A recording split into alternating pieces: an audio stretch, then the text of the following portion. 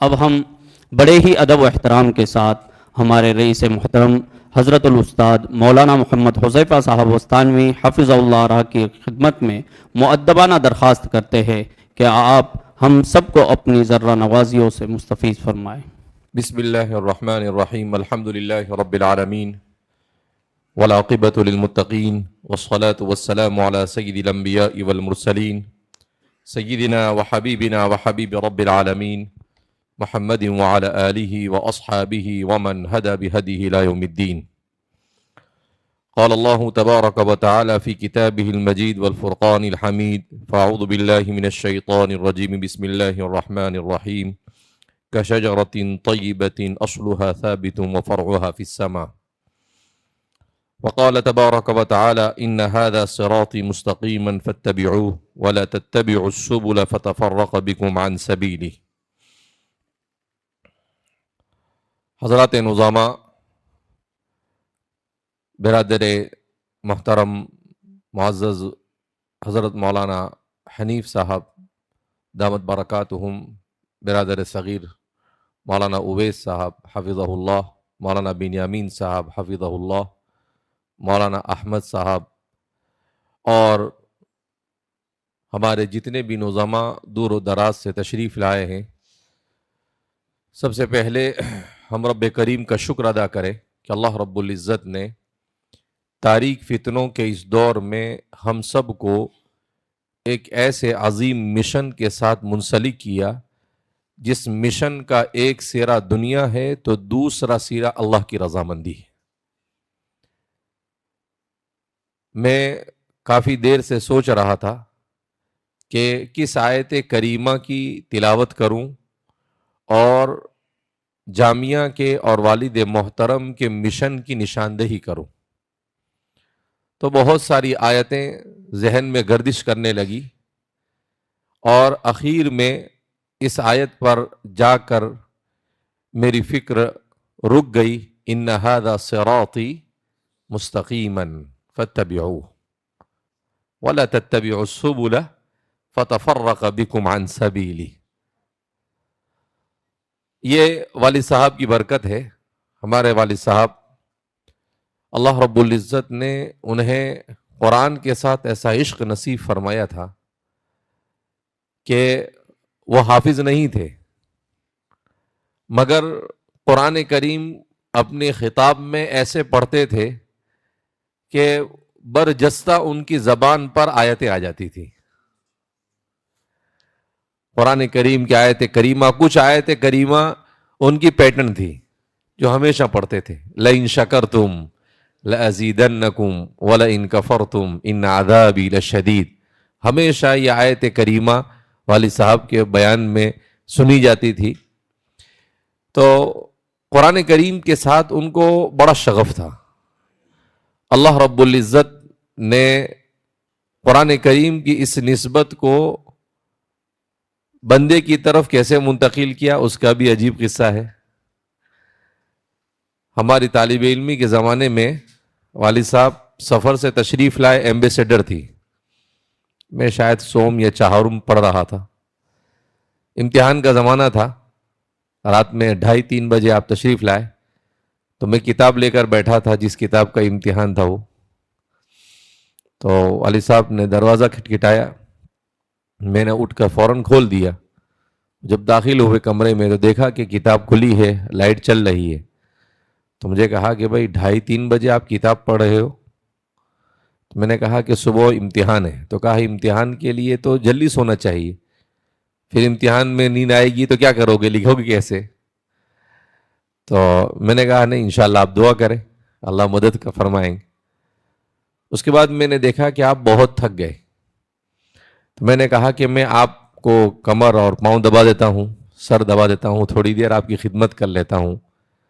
اللہ رب العزت کو کچھ دینا ہوتا ہے تو اللہ رب العزت اس طریقے سے اسباب مہیا فرماتے ہیں۔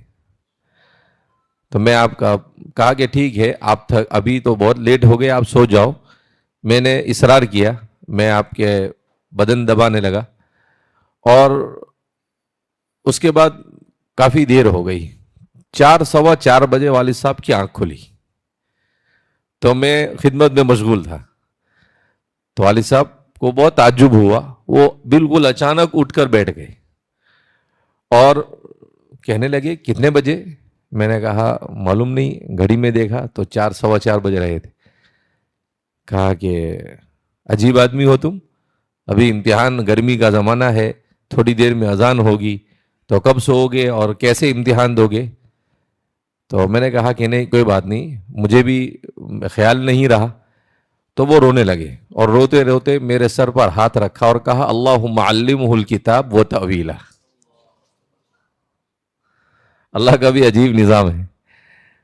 حضرت عبداللہ ابن عباس رضی اللہ تعالیٰ عنہ کو جو دعا رسول اللہ صلی اللہ علیہ وسلم نے ان کی خدمت پر دی تھی, بالکل وہی دعا اللہ نے ان کی زبان پر جاری کر دی.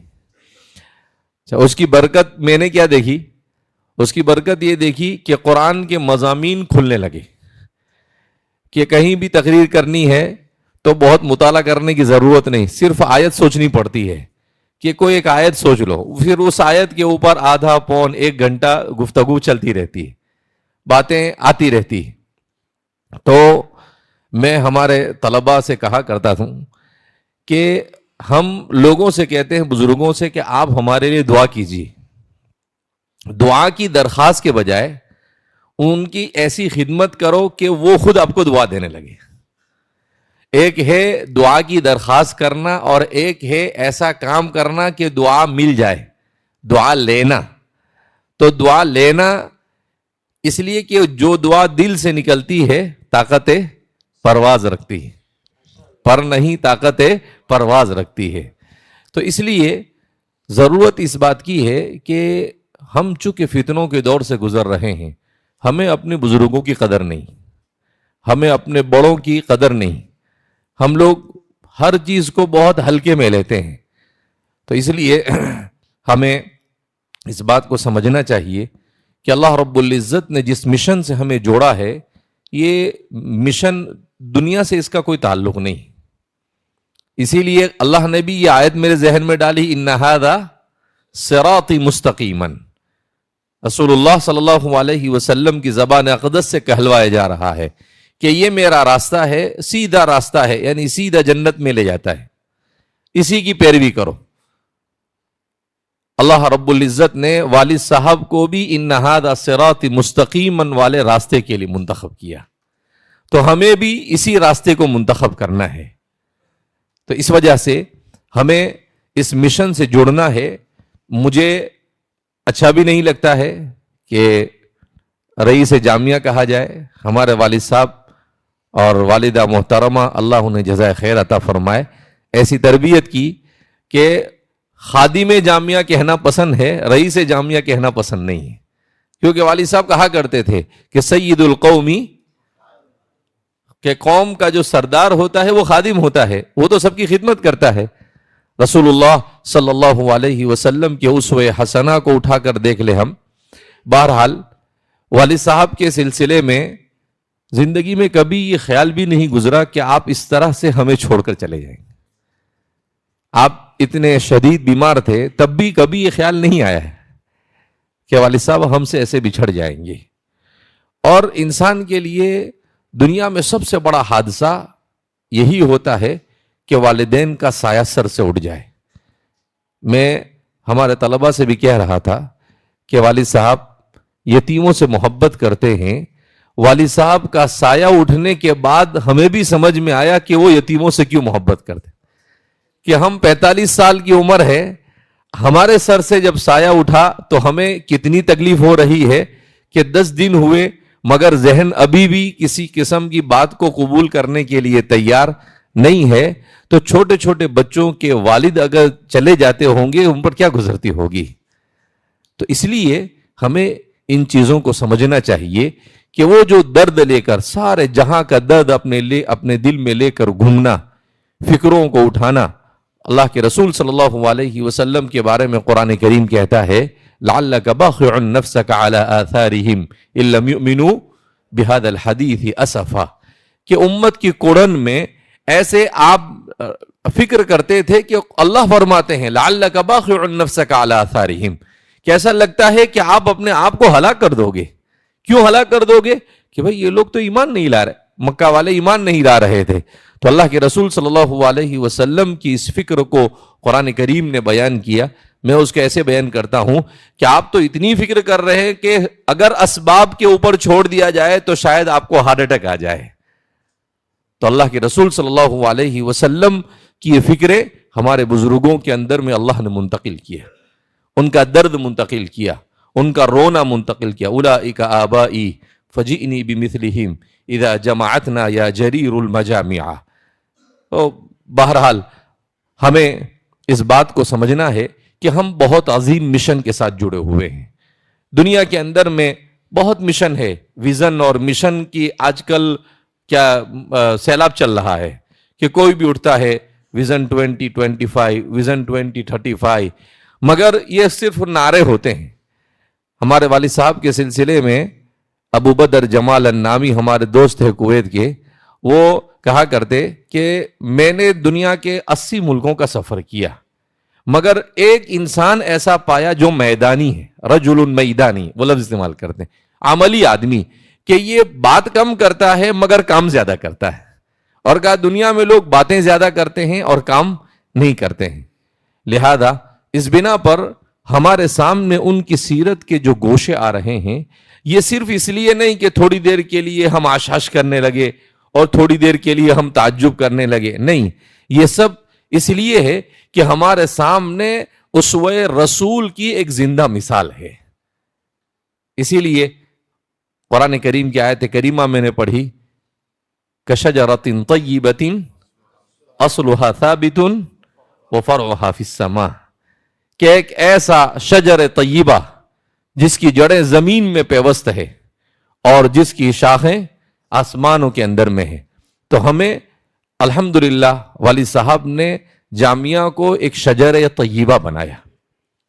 اور جیسا کہ قاری انصار صاحب نے بڑی اچھی بات کہی کہ صرف جامعہ نہیں, جامعہ کی ہر شاخ وادی غیر ذی زرع ہے. جامعہ کی ہر شاخ کیا ہے؟ وادی غیر ذی زرع ہے. ہر جگہ والد صاحب نے شہروں کو اپنے کام کا میدان نہیں بنایا, اپنے دیہاتوں کو کام کا میدان بنایا. ہمارے والد صاحب کے پرانے دوست حاجی شفیع صاحب کل سانگلی سے تشریف لائے تھے. بڑی عمر ہے, بیمار بھی ہے, پاؤں میں تکلیف ہے. میں نے کہا کہ آپ زحمت نہ اٹھائے, مگر پھر بھی وہ کہا کہ نہیں, میں جب تک کہ آؤں گا نہیں, آپ سے ملوں گا نہیں, حضرت کے پاس جاؤں گا نہیں, وہاں تک کہ مجھے چین آئے گا نہیں. تو وہ بتا رہے تھے کہ ہم لوگ بذریعہ کار کافی سالوں پہلے آئے والد صاحب کے پاس.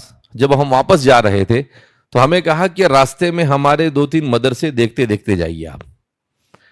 تو فرماتے ہیں کہ ہم کنڑ پہنچے اور پھر کنڑ سے بالکل اندر پتہ نہیں جنگل میں, تو ہمارے ساتھ کسی مولانا کو بٹھا دیا تھا.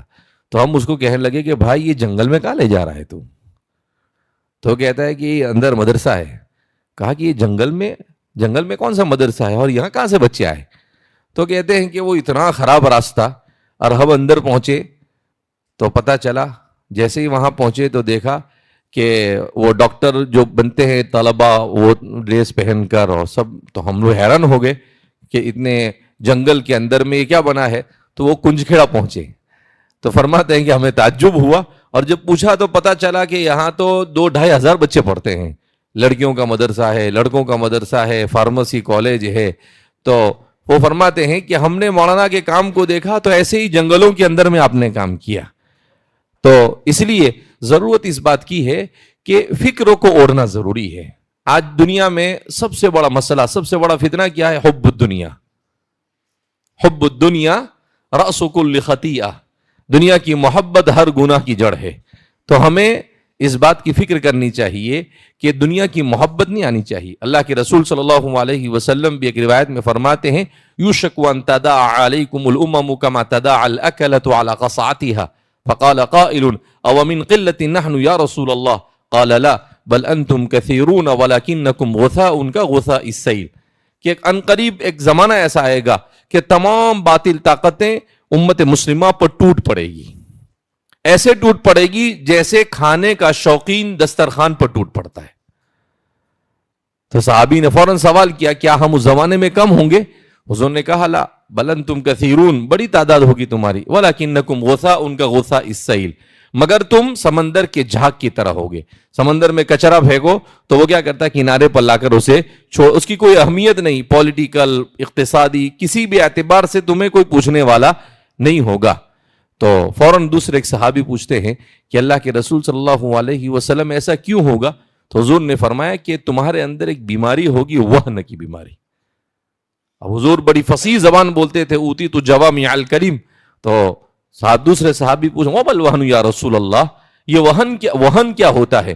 تو حضور نے کہا حب الدنیا وکراہیت الموت، حب الدنیا وکراہیت الموت، دنیا کی محبت اور موت کو پسند نہ کرنا۔ موت کو کون پسند نہیں کرتا ہے؟ جس کے اعمال اچھے نہ ہو، جس کے اعمال اچھے ہو وہ تو موت کا استقبال کرتا ہے۔ حضرت ابو ہریرہ رضی اللہ تعالیٰ عنہ کے جب آخری وقت تھا تو گھر والے رونے لگے کہ ابو ہریرہ دنیا سے جا رہے ہیں، تو حضرت ابو ہریرہ رضی اللہ تعالیٰ عنہ ہنسنے لگے اور کہنے لگے کہ عجیب ہو تم لوگ، مسلمان اور مومن کے مرنے پر کوئی روتا بھی ہے؟ اور پھر کہنے لگے الموت جسر یوصل الحبیب الی الحبیب، موت تو ایک پل ہے جو حبیب کو حبیب سے، جو پیارے کو پیارے سے ملا دیتا ہے۔ اور پھر کہنے لگے ابھی ادھر مریں گے اور ادھر اللہ کے رسول سے اور ابو بکر اور عمر سے جا کر مل لیں گے۔ یہ کب ہوتا ہے؟ جب ان کی زندگی اعمال سے بھری ہو، گناہوں سے بچی ہوئی ہو، تب یہ صورتحال اور یہ کیفیت پیدا ہوتی ہے۔ بہرحال میں آپ سب کا ممنون و مشکور ہوں کہ آپ حضرات دور دراز سے یہاں پر تشریف لائے، اور میں سب سے زیادہ ممنون و مشکور ہوں حضرت مولانا حنیف صاحب کا، اس لیے کہ میں تو جب سے والد صاحب کا انتقال ہوا ذہن ابھی بھی کسی طرح سے بات کو سمجھنے کے لیے تیار نہیں۔ تو ایک دن آپ نے کہا کہ بھائی طلبہ کو، اساتذہ کو جمع کر دیا جائے تاکہ اساتذہ کے سامنے بات آ جائے۔ پھر دوسرے دن مجھے کہا کہ بھائی نوزمہ کو جمع کریں آپ، اور نوزمہ کے سامنے بھی بات آنی چاہیے۔ تو اس لیے آپ ہی کے منشے کے مطابق ہم نے آپ حضرات کو یہاں پر بلایا ہے، اور یہاں بلانے کا مقصد یہی، ہم تو یہ چاہتے تھے کہ ہر ناظم اپنے علاقے کی کہانی سنائے، مگر ظاہر سی بات ہے آپ کے پاس بھی اتنا وقت نہیں ہے، اور اتنا ظلم کرنا ہمارے والد صاحب کو تو لمبا لمبا پسند بھی نہیں تھا، وہ تو شارٹ میں نمٹاتے تھے۔ جلسہ بھی ہو تو بھائی کتنے بجے؟ 12:30، سب پروگرام کینسل کر دو، چلو بھائی۔ تو اس لیے بہرحال ہم سب کو ان فکروں کو اڑنا ہے۔ ماشاءاللہ آپ کے سامنے بھائی اویس نے بات کی کہ ایک ناظم کے لیے آپ کی زندگی میں کیا اسوہ تھا، صبح سے لے کر آپ کیسے زندگی گزارتے تھے، طلبہ کے ساتھ کیسے رہتے تھے، اساتذہ کے ساتھ کہتے بہت ہاں مدرسے کے اوقات میں والد صاحب صبح میں اتنے بیمار تھے، ڈائلیسس ہوتا تھا، جس دن ڈائلیسس نہیں ہوتا تھا اگر 7 بجے کا مدرسہ ہے تو 7 میں 5 کم کو آپ پہنچ جاتے تھے۔ تو وقت کی پابندی، ہاں فجر سے پہلے والد صاحب نظمہ کو فون کرتے تھے، وہ دیکھتے تھے، چیک کرتے تھے کہ سو رہا ہے یا نماز میں ہے یا کہاں ہے۔ بعض مرتبہ کچھ طلبہ ہم کو بھی فون کرتے تھے، کہا کہ حضرت آج یہاں چائے نہیں ملی ہمارے یہاں۔ فون اٹھائے تو کہا کہ میں فلاں مدرسے سے بات کر رہا ہوں، آج ہمارے یہاں چائے نہیں ملی۔ تو پھر میں ناظم کو فون کروں کہ بھائی کیا ہوا، کہاں ہو تم؟ میں کہوں کہ بھائی ابھی مجھے فون آیا تمہارے یہاں پر بچوں کو چائے نہیں ملی ہے۔ تو یہ سب والد صاحب نے عادت ڈالی۔ تو کبھی ایسا نہیں کہ وہ نمبر لیا اور پھر ناظم کو دیا، کہا دیکھو چیک کرو تو یہ کون بچہ ہے، نہیں۔ تو اس لیے ہمیں ان بچوں کی ہر چیز کی فکر کرنی ہے۔ بہرحال جیسا کہ آپ جانتے ہیں کہ پورے ہندوستان میں مدارس میں طلباء کا قحط ہے، آج بھی ہے، بہت برا حال ہے، لیکن الحمدللہ جامعہ اور جامعہ کی شاخوں میں ایسے مسائل نہیں ہے۔ بیچ میں آئے کچھ کورونا کے فوراً بعد، لیکن والد صاحب نے اس کی ترکیب سوچی، جیسا کہ بھائی اویس نے بتایا کہ روضے کے پاس آپ نے گئے اور وہاں پر اللہ کے رسول صلی اللہ علیہ وسلم کی توجہات کی برکت سے فوراً آپ کے دل میں بات آئی کہ بھائی ہر مرکز والا اپنے مکاتب کا مسابقہ کرے اور ان بچوں کو، مکاتب کے بچوں کو وہاں بلائے اور مدرسے کی وزٹ کرائے، اور ان میں جو کامیاب ہو ان بچوں کو رمضان کے بعد اپنے یہاں دعوت دے کہ بھائی آپ آئندہ سال ہمارے یہاں پڑھنے کے لیے آؤ۔ تو الحمدللہ دوسرے سال جو طلبہ کی تعداد ہونی چاہیے الحمدللہ وہ تعداد بڑھ گئی۔ تو اس لیے فکر ہونی چاہیے، اور طلبہ کو جمانے کی فکر، مارنے کا زمانہ نہیں ہے۔ گیا مارنے کا زمانہ، مار کھانے کا زمانہ بھی گیا اور مارنے کا زمانہ بھی گیا. بڑا نازک دور ہے، کیونکہ ہمیں اپنے اداروں کو بچانا ہے اور ہمیں اپنے اداروں کو ترقی دینا ہے اور دینی اور عصری تعلیم کو دونوں کو بیلنس کو لے کر چلنا ہے. والد صاحب کی خصوصیت یہی، بعض حضرات یہ کہتے ہیں کہ والد صاحب کو سر سید کے ساتھ جوڑتے ہیں، لیکن سر سید جو تھے ان کے بارے میں ہمارے اکابرین کی بھی اطمینان کا اظہار نہیں کیا، کیونکہ ہمارے یہاں پر سب سے اہم ترین چیز ہے دین کی اہمیت. تو سر سید جو تھے وہ خود کہتے تھے کہ میں نے دین اور دنیا کو جمع کرنے کی کوشش کی مگر کمبخت دنیا غالب آ گئی. لیکن والد صاحب کے بارے میں حضرت مولانا واضح رشید صاحب ندوی نور اللہ مرقدہ جب یہاں تشریف لائے 2014 میں، تو انہوں نے کہا تھا کہ بھئی ندوہ نے قدیم صالح اور جدید نافع کا نعرہ لگایا مگر اس کی تطبیق نہیں دی، اس کی تطبیق تو ہم نے یہاں پر دیکھی آپ کے یہاں پر. اور دوسری خصوصیت یہ کہ یہاں پر الحمدللہ دنیا کو غالب نہیں آنے دیا گیا، کمبخت دنیا غالب آئی نہیں، بیلنس کے ساتھ کہ ہمارے جو طلبہ علم دین حاصل کرنے کے لیے آئے وہ پورے علم دین کو حاصل کرے اور ان کو ضرورت کے بقدر عصری تعلیم دے دی جائے، اور جو طلبہ عصری تعلیم حاصل کرنے کے لیے آئے انہیں دین کا ماحول دے کر ان کے اندر صبغت اللہ ومن احسن من اللہ صبغہ، ان کے اندر میں ربانیت کو پیدا کرنا، ان کے اندر میں صلاح اور تقوی پیدا کرنا. بہرحال کہنے کے لیے تو بہت ساری باتیں ہیں. اللہ رب العزت ہم سب کے یہاں پر جمع ہونے کو قبول فرمائے. اللہ رب العزت ہم سب کو فکر کے ساتھ درد کے ساتھ ہمیں امت کی خدمت کرنے کی توفیق مرحمت فرمائے اور اللہ ہم سب سے راضی ہو جائے، ایسے اعمال کی توفیق مرحمت فرمائے.